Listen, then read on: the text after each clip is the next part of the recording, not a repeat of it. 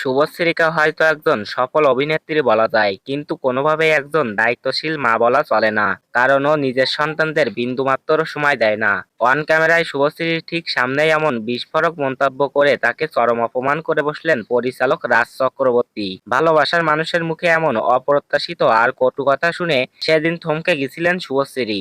স্তব্ধ চোখে কেবল রাজের দিকে তাকিয়ে থাকা ছাড়া আর কোনো উপায় ছিল না তার। কিন্তু হঠাৎ কেন মিডিয়ার সম্মুখে স্ত্রীর বিরুদ্ধে এমন ক্ষোভ উগরে দিলেন রাজ? চলুন জেনে নেওয়া যাক সেই ঘটনার ভেতরের খবর। বেশ কিছুদিন ধরেই রাজ ও শুভশ্রীর সুখের সংসারে এক কালো মেঘের ছায়া দেখা যাচ্ছে। টলিউড পাড়ায় অন্দরের খবর, রাজ শুভশ্রীর এই দূরত্বর মূলে রয়েছেন একসময়ের জনপ্রিয় সঙ্গী দেব।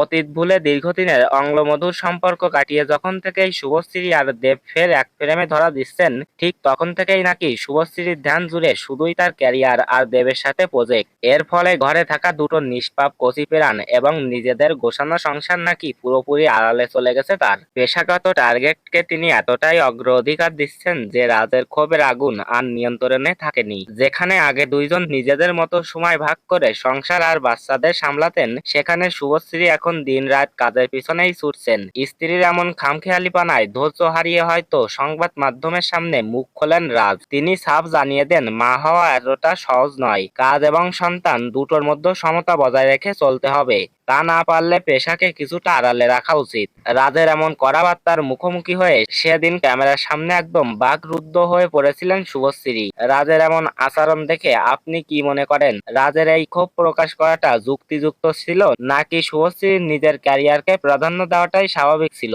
আপনাদের মতামত অবশ্যই কমেন্ট করে জানাতে ভুলবেন না। ধন্যবাদ।